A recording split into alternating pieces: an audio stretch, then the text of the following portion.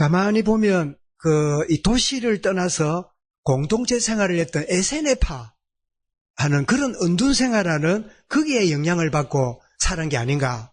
왜냐하니까 그의 복장이 보니까 4절에 뭐라고 했습니까? 4절에 보면 요한은 낙타털을 입고 이 말이 뭐지요? 요즘 말하면 세무인데 낙타털 그대로, 만약에 여러분 제가 강단에서 낙타털을 옷을 또 입고 나타나면 목사님 너무 유행에 뒤떨어진다, 너무 시제를 모른다 그러겠지요. 낙타털을 입고 있습니다. 그 다음에 음식이 뭐지요? 허리에 가죽들을 띠고, 그러니까 자주 갈지도 못하는 오랫동안 묶고 다닐 수 있는 그런 것이 허리띠지요. 가죽 허리띠. 음식이 뭐라고요? 메뚜기와 석청이었더라. 그냥 집에서 준비한 음식이 아니라 자연 그대로 음식을 먹는 그런 거 보니까 광야에 이런 도시 문화를 떠나가지고 또 뭐라 그럴까요? 요즘 TV에 나는 뭐 산에 산단가 그런 게 있지요. 그 보면 이렇게 자연에서 뭘 해가 먹고 이런 걸 보여주잖아요. 그런 분위기. 그런데 이 세례 요한이 등장했는데 우연이 아니라 구약에 이미 예언된 그 가운데 요한이 등장합니다. 이런 이사야 40장 3절이나 말라기 3장 1절이나 4장 4절 5절 6절에 보면 주께서 주의 길을 예비할 자로 보냈다. 엘리야로 보내었다. 그러면서 주님이 오시기 전에 예비된 선지자로 오게 될 것이라고 여러 성경에서 예언했는데 그가 때가 되어서 나타납니다. 이사야 40장 4절에는 주의 오심을 예비하는 자라, 주님 오시기를 예비하는 자라 와요. 여러분 기억나십니까? 이 사가랴에게 대제사장 아내였던 사가랴 아내가 있는데 그 아내에게 천사가 나타나서 이야기를 합니다. 뭐라고 그럽니까? 너가 아이를 낳지 못하는데 네가 아이를 놓게 될 것이다. 그리고 그 아이는 중요한 일을 하게 될 것이다. 그런 이야기를 하는데 그 남편 사가랴가 자기 차례가 되어서 하나님께 성전에서 제사를 드릴 때 주의 성령이 임해가지고 뭐라고요? 네가 1년 뒤에 아들을 낳게 될 것이다. 이럴 때 사가랴가 어떻게 합니까? 할렐루야 했습니까? 글쎄요 했습니까? 1번일까요? 2번일까요? 글쎄요 한 거예요. 나이도 많고 우리 아내 여자 역할을 끝났는데 어떻게 아이가 태어나느냐 하고 막 있는데, 그래서 하나님이 증거를 주셨어요. 태어날 때까지 뭘 못하도록? 말을 못하도록. 아예 말을 못하도록 그렇게 했는데 드디어 아이가 태어났는데요. 그래서 아버지가 이름을 지어야 되는데 아버지가 말을 못하니까 노트를 갖다 줬어요. 그 노트에다가 사가랴가 이름을 적습니다. 뭐라고요? 요한이라고 적습니다. 요한의 이름은 사가랴 집안의 학렬이 안 맞아요. 우리 왜 학렬 있잖아요. 가운데 학렬이나 뒤에 학렬이나 따라가잖아요. 그래서 이상하다 했는데 그 뒤로 입이 열리는 버리지요.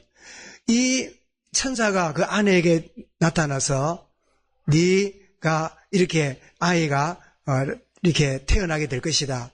그런 이야기를 하는데, 그런데 그 아이가 태어난다고 말했던 그 가브리엘 천사가 6개월 뒤에 누구를 찾아갑니까? 죄송합니다. 먼저 마리아에게 성령으로 잉태될 것이다 말씀한 다음에 이 천사가 사가랴 아내에게 찾아와서 뭐라고 말합니까? 너희 친척 사가랴에도 바로 6개월 전에 이렇게 잉태되었다. 그러니까 이 세례 요한은 예수님보다 얼마 전에 태어났다는 겁니까? 6개월 전에 태어났어요. 그 상황을 보면 그 이야기 하려고 제가 복잡하게 말씀드렸는데요. 어쨌든 간에 잉태도 6개월 전에 되었고 예수님이 공적으로 등장하기 전에 세례 요한이 먼저 준비되어 있다가 나와서 주의 길을 예비하는 그런 역할을 하고 있습니다. 그런데 세례 요한이 등장할 때 누가복음 3장에서 이때 당시의 정치와 종교 상황을 잘 설명합니다. 이런 누가는 직업이 뭐였죠? 의사였잖아요. 이런 의사의 특징이 뭔지 압니까? 성격이 1번 꼼꼼하다, 2번 털팔이다. 1번일까요? 2번일까요? 의사는 대부분 꼼꼼해요. 털팔이 같으면요, 수술하고 가위를 배에 넣고 장가버리고 이러면 큰일 나잖아요. 그래 수술할 때 여러분 가위, 칼, 메스 몇 개인가 참 철저하게 확인하고 수술을 하고 수술 끝난 다음에요. 간호사에게 개수를 또 헤아려요. 핀 하나라도 착하게 나왔는가 보고 원래대로 있으면요. 그때 딱 이제 봉합을 해요.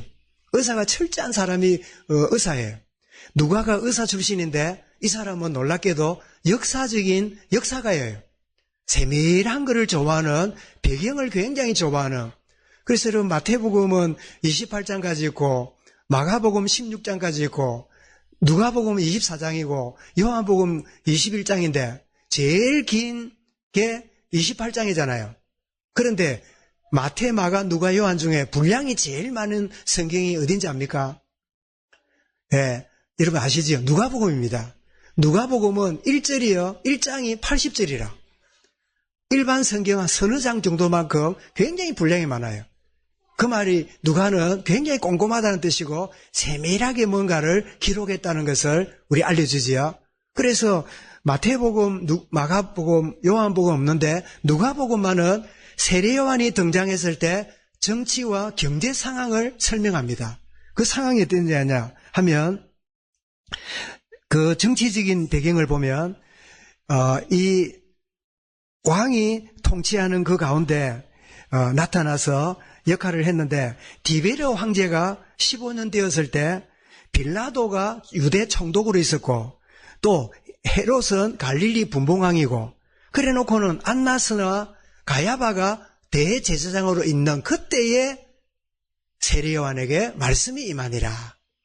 여러 정치와 종교적인 상황인데 그러면 정치와 종교 상황이 아주 은혜스러운 상황일까요? 아니면 그렇지 않는 상황일까요?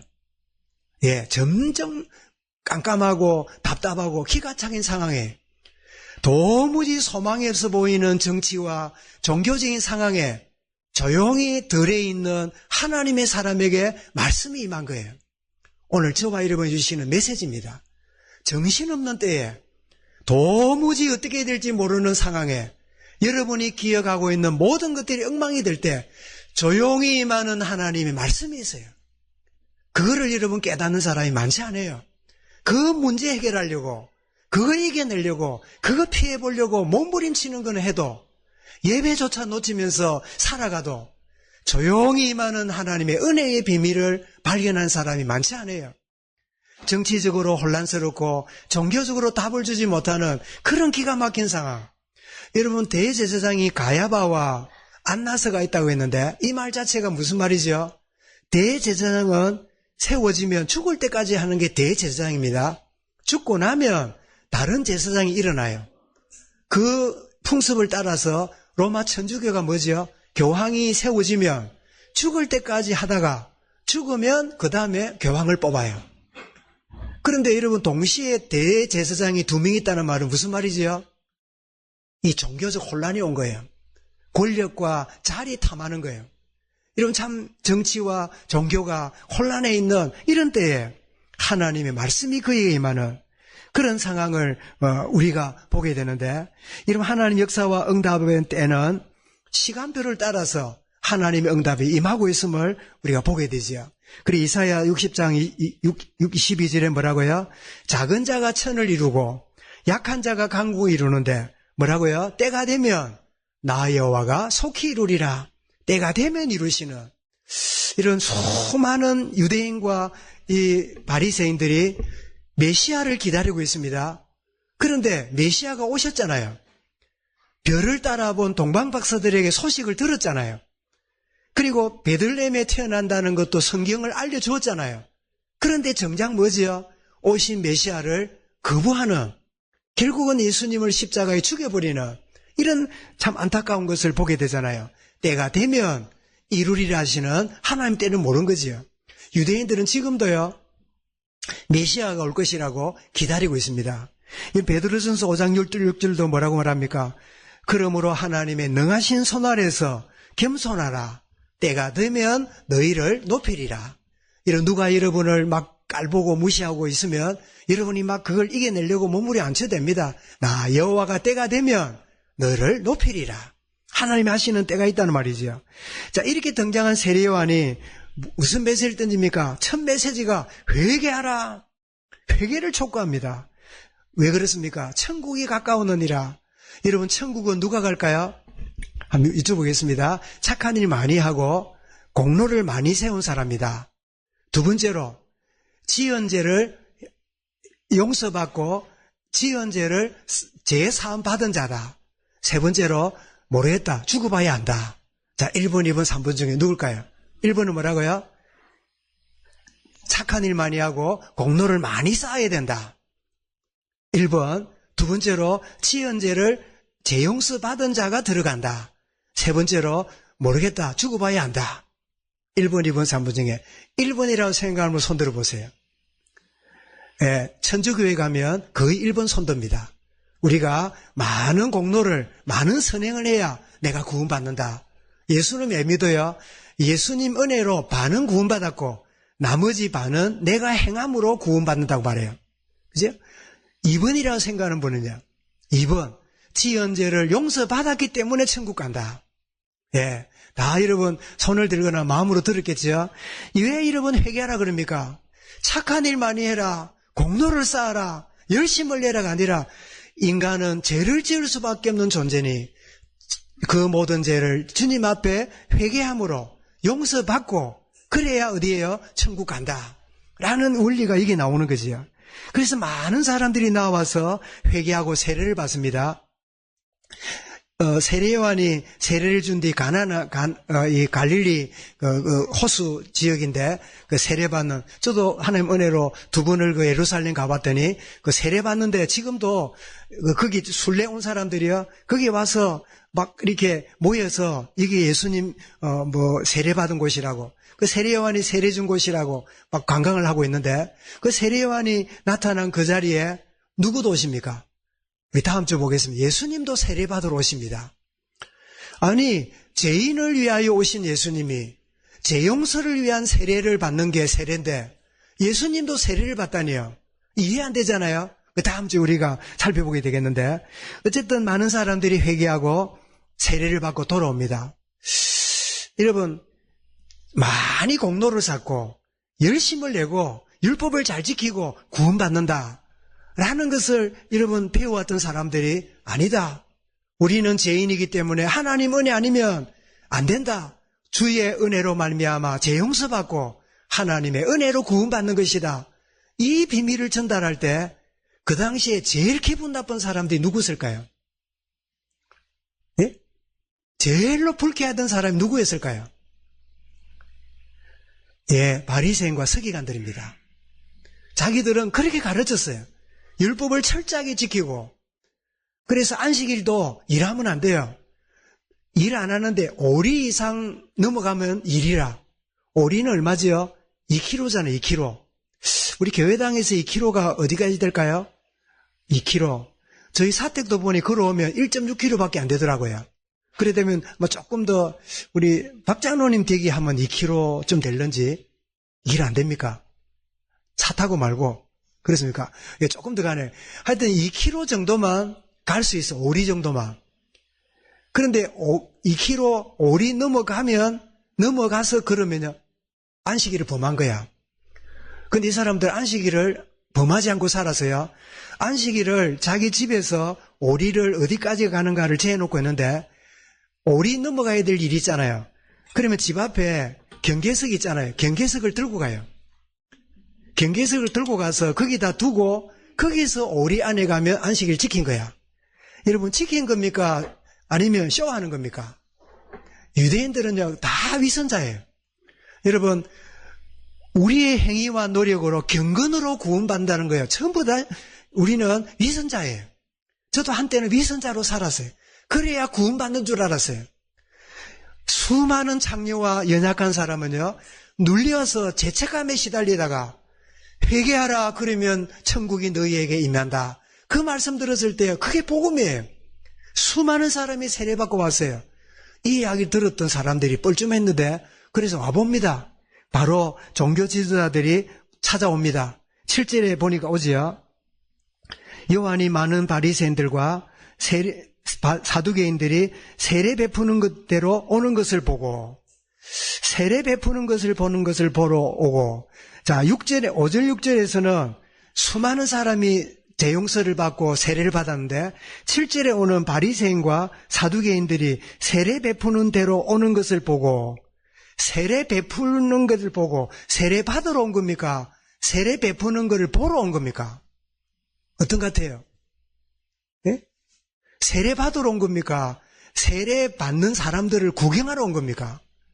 성경이 뭘 말합니까? 예? 구경하러 온 거예요. 구경하러 왔는데 조금 전 말씀대로 구경하는 마음은 무슨 마음이에요? 저것들 봐라. 뭐 은혜로 구원받는다고? 열심히 노력하고 철저하게 율법을 지키고 그렇게 배운 저것들이 요한이 나타나서 회개하라 천국이 너희에게 가까웠느니라 그 말을 듣고 눈물을 흘리면서 세례를 받고 재용서 받고 이런 걸 보니까 이 사람들이 위기를 느끼는 거예요. 그래서 이 세례 요한이 그들을 향하여 뭐라고 말합니까? 뭐라고 말하지요? 그것을 보고 이르되 독사의 자식들아 누가 너희를 가르쳐 임박한 진노를 폐하라더냐? 그러므로 회개에 합당한 열매를 맺고 아브라함의 이 조상이라고 말하지 말아라. 그런 것으로 선민의식에 빠지지 말아라. 돌들로도 아브라함의 자손을 만들 수 있다. 그 돌들이 누굴까요? 지금 와서 세례받고 회개하고 있는 그들을 말해요. 무가치해 보이는 자들. 그러면서 도끼가 나무 뿌리에 놓였으니 좋은 열매 맺지 아니하는 나무마다 지켜 불에 던져지리라. 나는 너희로 회개하기 위하여 물로 세례 베풀거니와 내 뒤에 온 이는 불로 세례를 주리라. 이 세례받는 수많은 사람들을 구경하려고 온 사람들, 정죄하고 있는 그 위선을 떨고 있는 사람들을 향하여 이 세례 요한이 뭐라고 해요? 독사의 자식들아. 독사의 자식들이라고 말합니다. 마태이 4장 34절에도 독사의 자식들아 표현되는데요. 요한복음 8장 44절에도 뭐라 그럽니까? 너희는 너희 아비 마귀에게 낳으니 이런 마귀에게 낳은 사람이 뭐죠? 그러면 마귀 자녀잖아요. 이게 독사의 자식들 할 때 독사가 뭘 상징하는 말일까요? 마귀를 말합니다. 마귀의 자식들아. 이 마귀에게 종노릇하는 자들아. 이런 뜻이에요. 그럼 여러분 심각한 문제가 나옵니다. 여러분 바리새인과 사두개인들이 누구보다 하나님을 잘 믿었어요. 누구보다 자기들은 잘 믿는다 생각했어요. 시장에서 많은 사람들이 갈 때요. 경건한 이 성경을 들고 오 여호와여 그러면서 경건을 인정받았던 수많은 사람들이 봐라. 저 봐라 얼마나 경건하냐. 얼굴 빛나는 거 봐라. 그랬던 사람들이 바리새인들이에요. 그런데 그들을 향하여 세례 요한이 뭐라고요? 독사의 자식들아. 무슨 말입니까? 겉은 종교인인데 그 속사람은요 여전히 구원받지 못한 독사의 자식이에요. 마귀의 자녀로 살아가는 인생이에요. 여러분 감히 저도 말씀드리지만 오랫동안 교회를 다녔지만 십몇 년을 모양은 찬양대도 하고 교사도 하고 참 목사님 그 말씀하면 잘 심부름도 하고 그런 청년이었지만 저의 내면은요 독사의 자식이었어요. 구원받지 못하니까 하나님 자녀 아닌 사람은요 독사의 자식이에요. 마귀의 자녀예요. 지금 그들이 나와서 세례받고 있는 사람 옆에서 경건하게 서 있는데 경건하게 서 있는 그 사람의 모습하고 세례 요한은 뭐 입으세요? 낙타트롯을 입었지요. 낙타트롯 입은 데다가 낙타트롯에서 세례 주려고 강물에 들어갔으니까 낙타들이 젖어 있으니까 볼품이 있을까요 없을까요? 꼴불견이겠지요.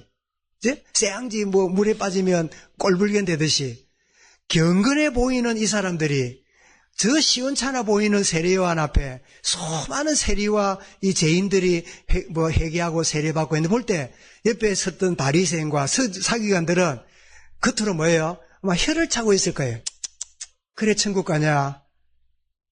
공로를 쌓아야지. 많은 선행해야지. 많이 애를 써야지. 종교 행위를 해야지. 그러고 있는 그들을 향하여 세례 요한이 독사의 자식들아 선포하고 있는 이런 분위기를 여러분 기억한다면 이런 오늘날 교회 안에 아주 경건하고 누구보다 참 하나님을 잘 섬기는 것 같고 잘 이렇게 나오고 있지만 그 내면이 여전히 독사의 자식처럼 구원받지 못하고 거듭나지 못한 가운데 있는 이들이 있을 수 있다. 세례 요한이 이 독사의 자식들아 합당한 회개를 하고 합당한 열매를 맺어라. 그러면서 막 선포를 합니다. 누가복음에서는 요 장면을 좀 세밀하게 말하는데요. 그 3장 10절부터 14절에 보면 많은 무리들이 그러면 세례받고 우리가 어떻게 합당한 열매를 맺습니까? 이러니까 너희가 힘든 어려운 사람들을 이게 너희들 가진 걸 나눠줘라. 그렇게 말하고 세리들이 말합니다. 어떻게 합당한 세례를 받고 열매를 맺습니까? 이러니까 정해진 세금 외에는 받지 말고 정당한 세금 받아라. 이렇게 이야기를 하고요. 군인들이 말합니다. 어떻게 우리가 이 합당한 열매를 맺는데요? 이러니까 너희 칼 가지고 창 갖고 있다고 약한 사람 강탈해서 뺏지 말고 그냥 그들을 돌봐주고 월급이 작아도 그걸로 만족해라. 그래서 합당한 열매는요, 멀리가 있는 게 아니에요. 가장 정상적인 생활, 가장 정상적인 여러분 원리를 살아가는 거, 그게 회개에 합당한 열매예요. 그래서 여러분, 제 종은 제 열매를 맺지만 하나님의 사람은 거룩한 열매를 맺게 되는 거예요.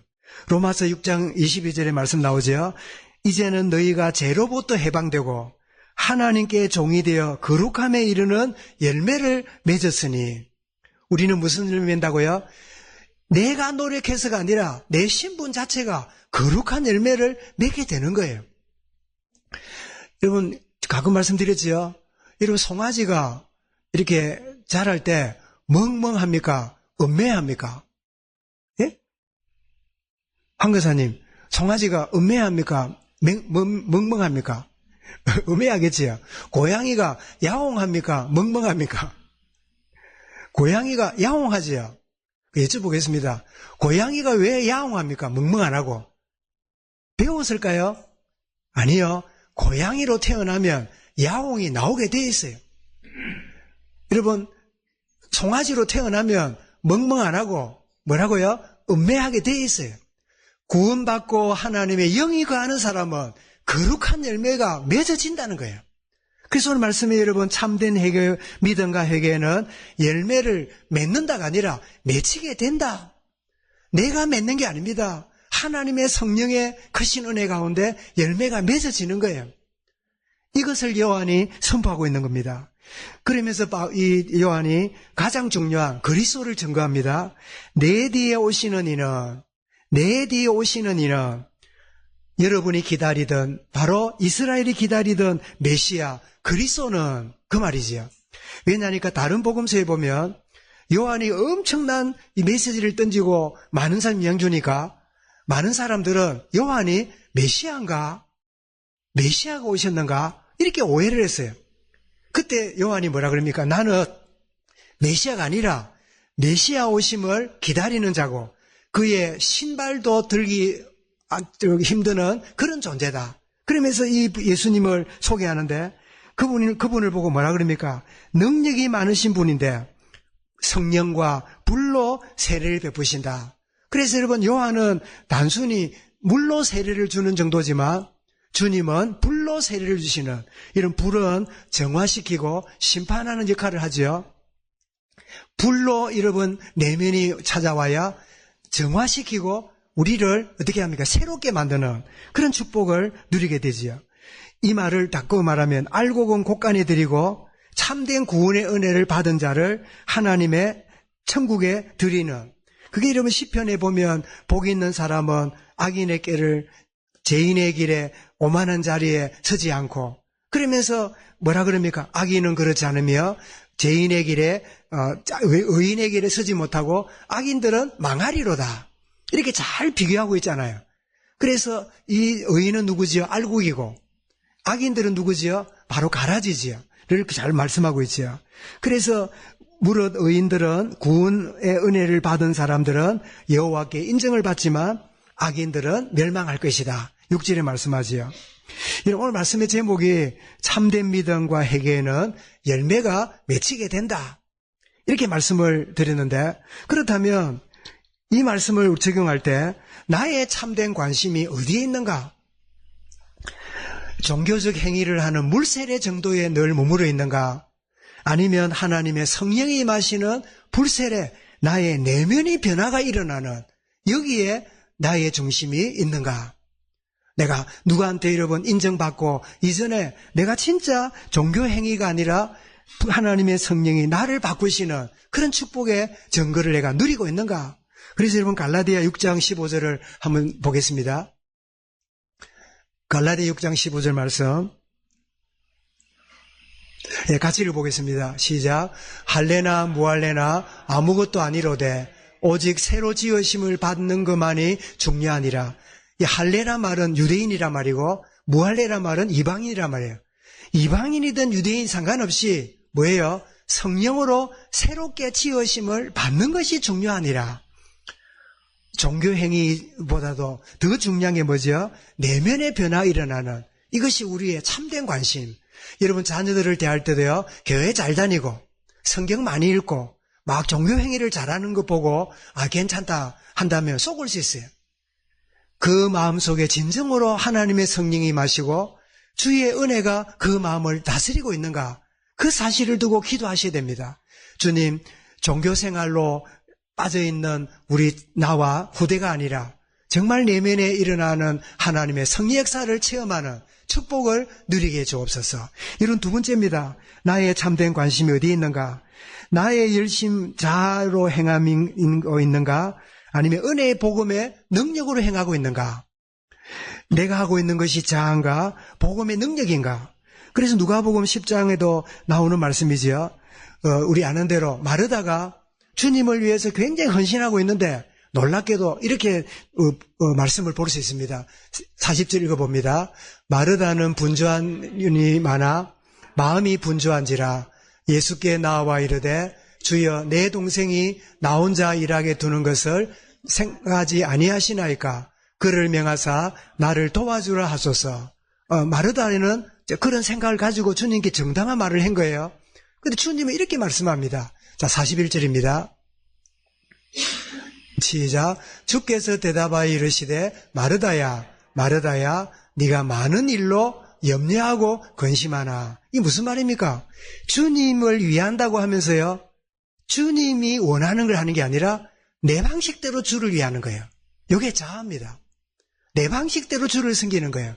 그러다 보니까 네가 하는 게 틀렸다는 말이 아니라 많은 일 때문에 네가 염려하고 근심하고 있구나 하는 것을 자아로 하는 것과 은혜로 하는 것을 말씀하지요. 그리고 나서 42절에 이렇게 말씀합니다. 한번 읽어보겠습니다. 시작.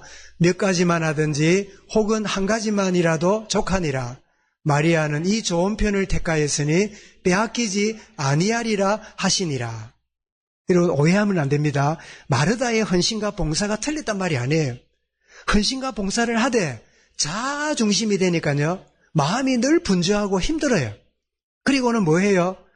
왜 나를 마리아가 안 도와주지? 그걸로 끝나는 게 아니고 예수님께 가서 뭐라고요? 도와주라고 말씀해 주세요. 예수님도 너무 무정하네. 예수님도 너무 인정머리가 없네. 아니 그 철없는 마리아가 앉아있으면 예수님이라도 가서 언니 좀 도와주라. 그래야 되는 걸 아니에요. 이게 마르다 생각이에요. 여러분 신앙생활 하다가 왜 여러분 갈등이 생기지 않습니까? 내 자아로 해석하기 때문에. 내가 해왔던 오랫동안 가지고 있던 생각으로 해석하니까 갈등이 자꾸 생기고 자꾸 문제가 자꾸 생기는 거죠. 그래서 여러분 로마서 15장 1절에 내 한 자신의 만족이 우선인지 하나님의 영광이 우선인지를 우리가 찾아볼 수 있겠는데요. 로마 15장 1절에 확인해 보겠습니다. 시작. 믿음이 강한 우리는 마땅히 믿음이 약한 자의 약점을 감당하고 자기를 기쁘게 하지 아니할 것이라. 우리는 많은 경우에 우리가 내 기쁨이 있게 될 때 그 일을 감당하기 좋아하잖아요. 그런데 뭐라고요? 약한 자를 약점을 감당하고 자기를 기쁘게 하지 않는 말이 뭐죠? 약한 자를 기쁘게 하는, 나를 기쁘게 하는 게 아니라 약하고 무기력한 자가 기쁨을 갖게 만드는, 그것이 정말 나의 만족이 아니라 하나님 영광을 위한 것이다 말씀하는 거지요. 그래서 잘하는 대로 마지막 고린도 10장 31절 읽어보겠습니다. 자, 시작. 그런저 너희가 먹든지 마시든지 무엇을 하든지 다 하나님의 영광을 위하여 하라. 정말 나의 참된 관심이 어디 있는가를 점검하고, 그래서 우리의 관심이 정말 하나님의 주신 은혜와 그 결과로 내게 열매로 나타나고 있는 열매가 맺히게 되는 이 축복, 그런 축복 누리는 귀한 이 한 주간이 되고 복된 이 한 주간 그런 걸음이 되어지기를 주 이름으로 축원합니다. 기도하겠습니다. 주님 감사합니다. 참 세례 요한에 선포된 메시지가 연약한 자들에게는 복음이었지만 가진 자들, 제도권에 있는 자들에게는 책망이 되고 그들에게 큰 고통거리가 되는 이런 비밀을 보며 우리가 종교에 관심이 있는지 또 정말 하나님의 크신 은혜의 복음 속에 관심이 있는지 나의 만족에 빠져 있는지 아니면 모든 참 하나님의 영광을 위한 것인지 점검하며 살아가는 우리의 모든 걸음이 되며 우리 모든 성도들이 되도록 은혜로 충만케 하여 주옵소서. 주 예수 그리스도 이름으로 기도드리옵나이다. 아멘.